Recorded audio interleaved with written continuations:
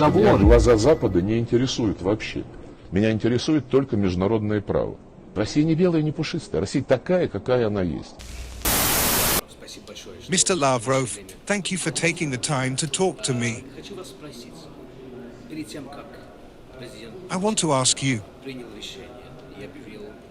did President Putin, before taking the decision and announcing the start of what he calls a special military operation, consult you on whether he should? Every country has a decision-making mechanism. In that case, the mechanism existing in the Russian Federation was fully employed. Did he consult you? Again, there are things we do not speak about publicly. There is a mechanism for taking decisions. It was followed in full.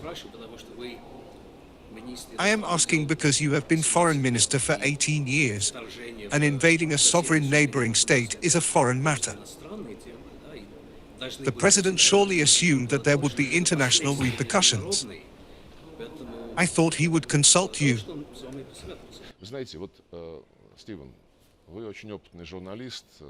You are an experienced journalist well aware of the realities in Russia, around Russia, and in the post-Soviet space.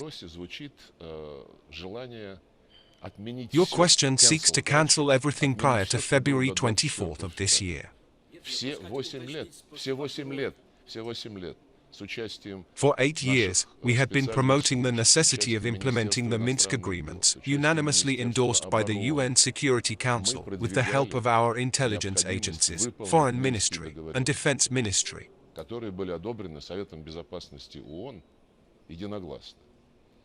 Throughout those 8 years, we were insisting that Donetsk and Lugansk, which initially, as you may remember, in 2014, declared their independence in response to the neo-Nazi coup d'état in Kiev, should sign the Minsk agreements, which guaranteed Ukraine's territorial integrity and sovereignty.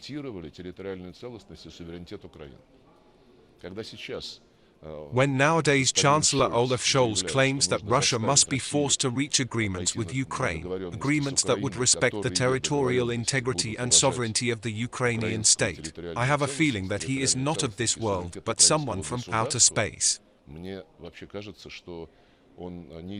Because all those 8 years we were trying to ensure the implementation of agreements which guaranteed the territorial integrity of the Ukrainian state. But the situation changed 4 months ago. The situation has not changed. We are going back to what the Minsk agreements were coordinated for, protecting Russians in Donbass, who have been betrayed by the French and Germans. The British also played a leading role. All our Western colleagues kept saying they were unable to make Kiev honor the Minsk agreements. If the goal is to protect Russians in Donbass, why have more civilians been killed in the DPR and LPR in the 4 months since the start of the special military operation than in all of last year?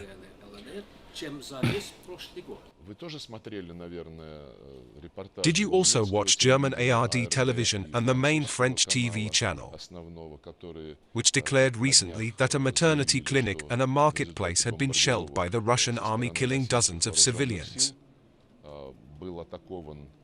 They declared without any qualms that this had been done by the Russian military. Just like they claimed some time ago that a railway station in Kramatorsk had been hit by Russia. Although the Western journalists proved that the missile had come from the territory controlled by the armed forces of Ukraine.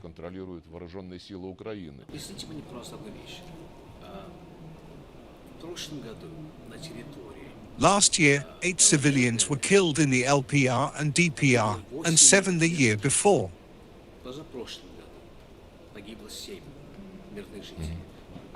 While every death is a tragedy, that did not constitute the genocide Russian officials often invoke. With these numbers in mind, can you say that invading Ukraine was a reasonable decision? We did not invade Ukraine. We announced a special military operation after being left with no other means to make it clear to the West that it is engaging in criminal activity by dragging Ukraine into NATO, by coddling and doting on a neo-Nazi regime, whose President Vladimir Zelensky said in September 2021. You didn't tell your viewers about it, did you, that, if someone in Ukraine feels Russian, they should leave for Russia? He said that publicly. When a CNN correspondent told him that the Azov Regiment was listed as an extremist and terrorist organization by some Western countries, the US and Japan, Vladimir Zelensky shrugged his shoulders and said they had many such battalions and regiments, and they were what they were. Let's look at the consequences. 4 months have passed. The result, thousands of civilians have been killed, over 14 million Ukrainians have fled their homes, Russian troops sustained considerable losses, and a host of sanctions have been imposed on Russia. Do you still call it the right decision? I will tell you again, we didn't have any other choice. We have explained this many times, 1,000 times. Today, the Ukrainian regime is attacking civilians with your Western weapons just like they did in 2014 when the putschists came to power, when the center of Lugansk was bombed by aircraft and 50 people were burned alive in Odessa. Does anyone recall this now? If you didn't attack, there wouldn't have been any weapons from the West. We didn't attack anyone. Russians were attacked in Ukraine. Imagine you are English or Scottish. I mentioned the figures to you. 8 dead in the past year, 7. I am telling you that the Ukrainian regime is bombing its own population and you are selling weapons to it so it can continue doing this. Now about genocide. Are you English? What if Ireland, not Northern Ireland, but the Republic of Ireland, banned the English language? How would the English feel? They wouldn't invade Ireland for certain. Wouldn't you feel humiliated? The Russian language is banned in Ukraine. Try to speak Russian in a street in Kiev when young people with a certain look are walking there.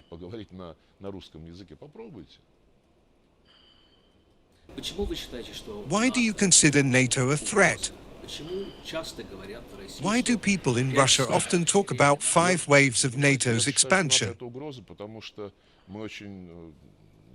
I think that NATO is a threat because we have been close friends with Serbians for a long time. They told us what the North Atlantic Alliance is about. The Afghans with whom we maintain relations in Afghanistan, and that includes practically all ethnic groups, also told us about the alliance and how it bombed wedding ceremonies. Just because these pilots wondered why some people had got together. They must be bombed, just in case. I will explain to you why NATO is a threat.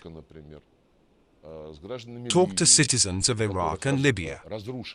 Their countries were razed to the ground. After this, NATO still claims to be a defensive alliance. We are told not to worry, that Ukraine's accession to NATO wouldn't pose a threat to the Russian Federation. This is what we were told. With all due respect for our colleagues from the North Atlantic Alliance, I must say that Russia has the right to decide for itself what threatens its security and what does not. There were no NATO troops in Eastern Europe before the annexation of Crimea in 2014. Moreover, there was no annexation of Crimea either. As a result of Crimea's annexation, there appeared 4,500 troops in 2016 and 40,000 after February 24, 2022. This is the result of Russia's actions.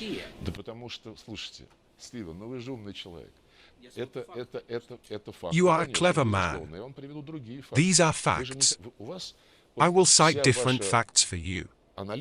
Your entire analysis is based on cancel culture. You are changing everything that preceded the event that you call an invasion or annexation. What happened in Ukraine on February 21, 2014? What we call a coup d'état. How do you call it? I was the first to ask you. How do you call it? I've already said that this was a coup d'état that took place the morning after France, Poland and Germany affixed their signatures under the agreement between the then president and the opposition leaders. In the morning, the opposition leaders spat in the faces of Germany, France and Poland, which swallowed it. We called this a coup d'état. And how did you call it? Do events of 8 years ago give you the right to do what you are doing? This is not about the right. I want to hear your honest response. We called it a coup d'état. How do you call it in Britain? I wanted to ask you about this. I want to understand your logic, because if you want me to give you clear answers, you must clearly explain to me what you are talking about. I want to grasp your logic. You say that NATO is a threat.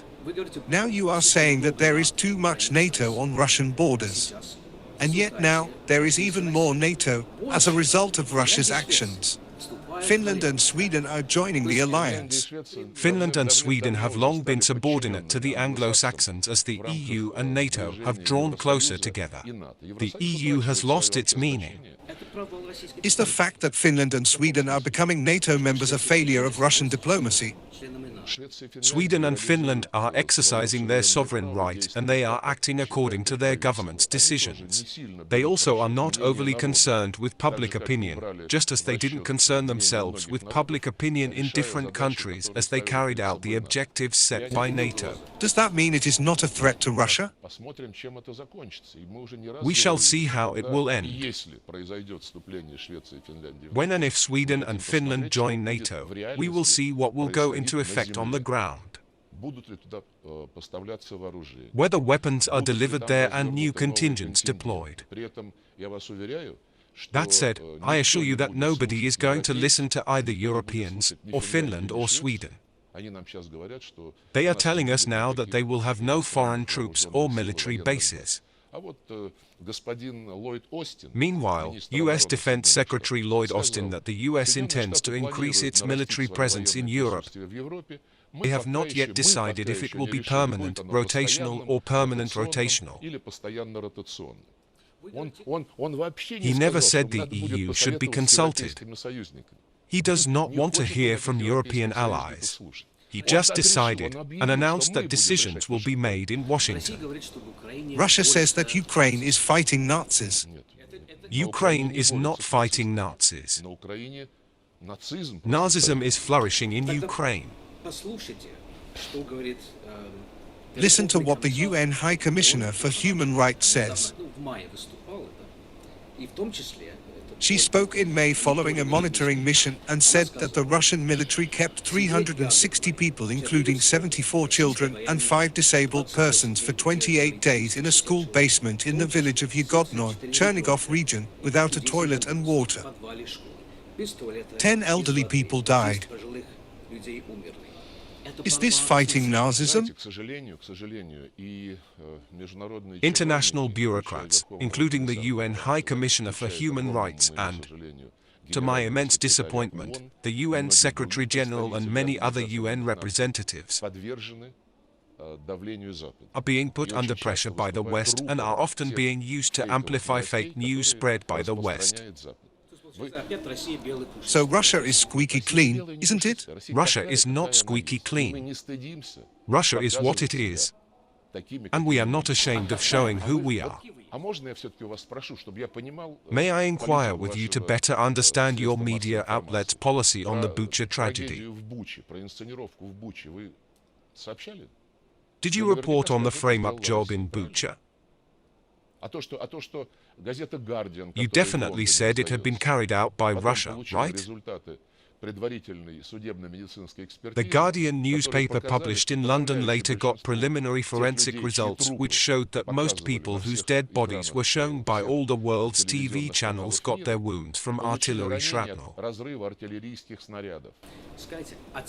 Why do you ask? We have little time. We have little time, but you do not want to tell me why you keep saying untruths, to put it mildly. I asked you a question about how the BBC had covered the events in Bucha. I wasn't in Bucha. I am in Russia, and this is why I am asking you about Russia's position. The purpose of the operation, as it was stated by President Putin back then, is regime change, isn't it?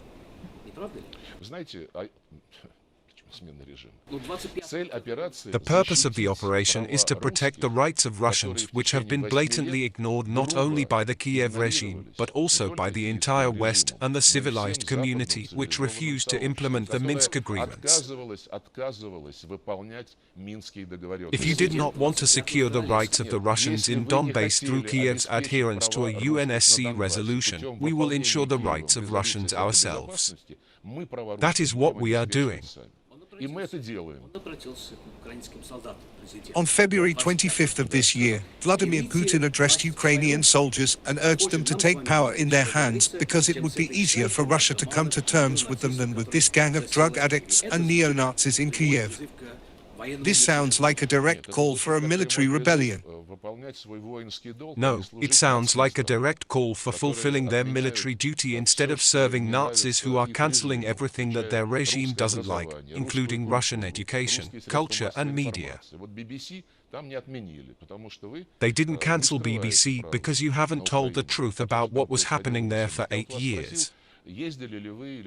I asked you a question. Did you or any of your BBC colleagues go to Donbass during the 8 years when Kiev soldiers were bombing civilians there?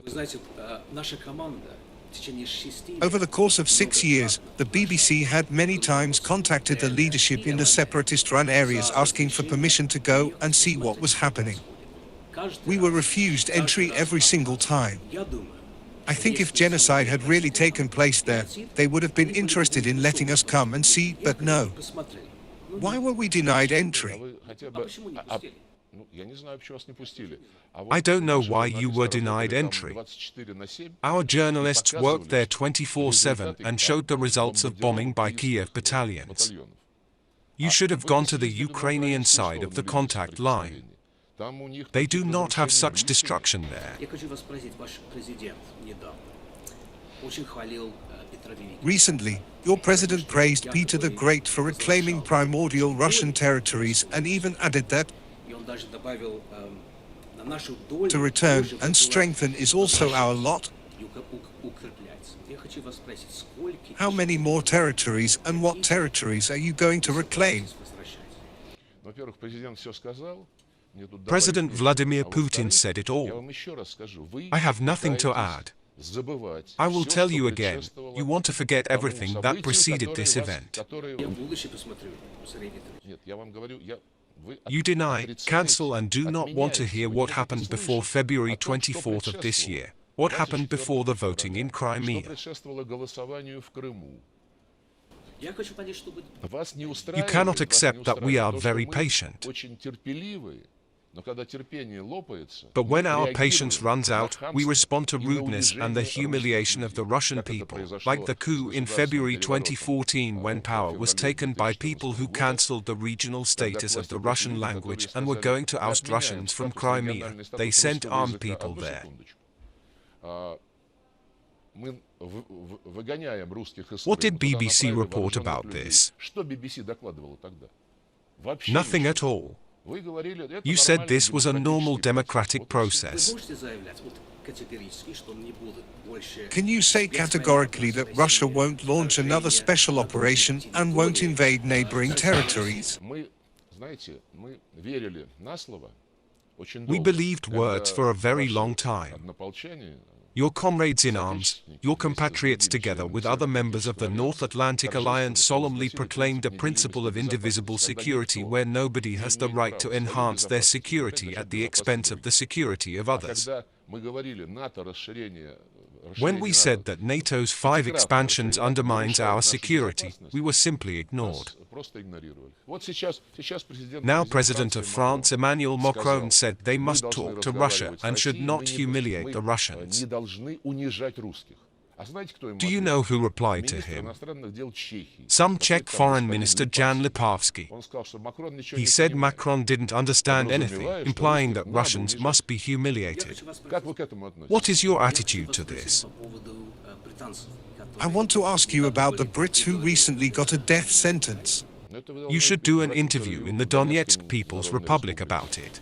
Russia is the only country that recognizes the DPR. No, it is not the only one. Several more countries have recognized them.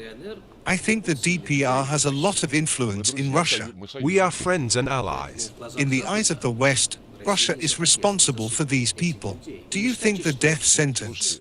I don't care about the eyes of the West at all. I am only interested in international law, according to which mercenaries are not combatants. So nothing in your eyes matters.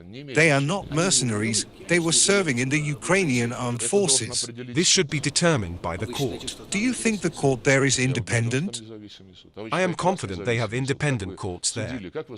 Do you think your courts are independent? After Alexander Litvinenko's death, your independent court announced public process, that is, had the case classified. You did the same with the Skripals. That's your law. Did the UK government contact you about the fate of these boys? I have no information about their contacting us. They are used to doing everything publicly. They began saying they are worried about the fate of their subjects. I do not know if they contacted us or not. They should contact the DPR. How would you characterize relations with the UK now? Saying they are bad would be putting it mildly. I think there is no room for maneuver left in the relationship. Boris Johnson and Elizabeth Truss say publicly that they must defeat Russia and bring it to its knees. Come on, do it.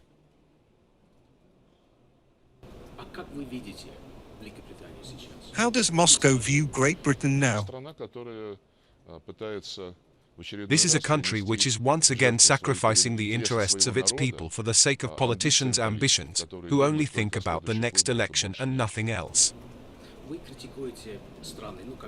You criticize the countries which are supplying weapons to Kiev.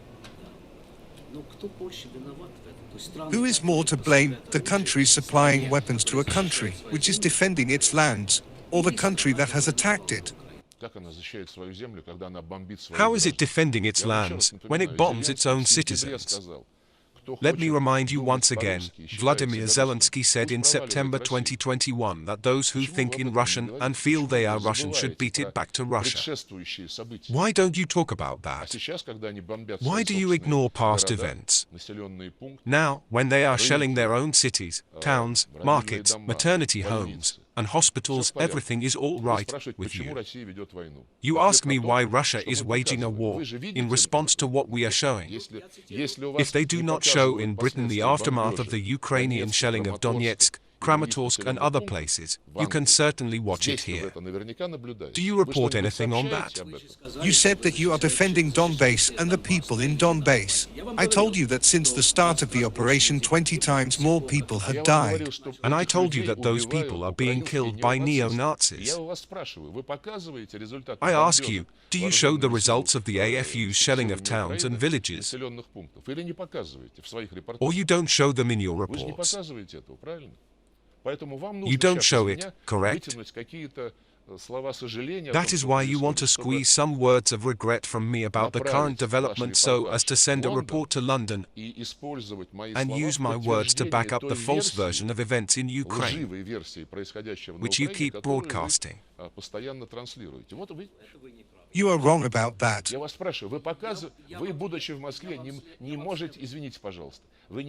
Being in Moscow, you cannot fail to see what journalists in Donbass are showing.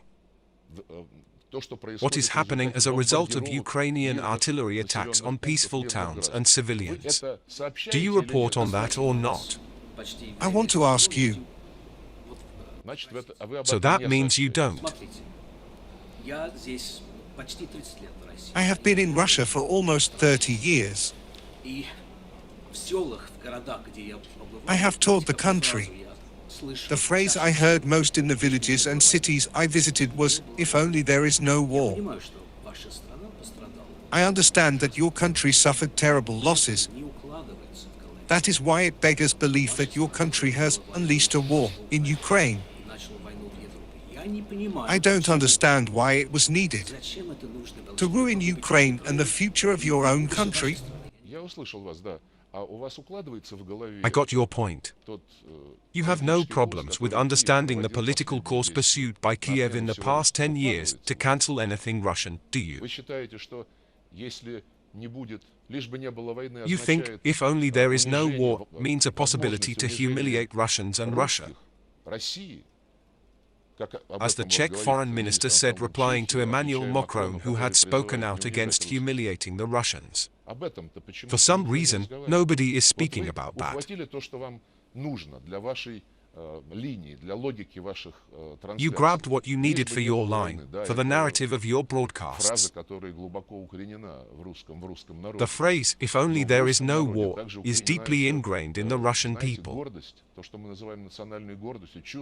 But it also has pride ingrained, what we call self-respect, which they are trying to take away from all the Russians in Ukraine, with your support.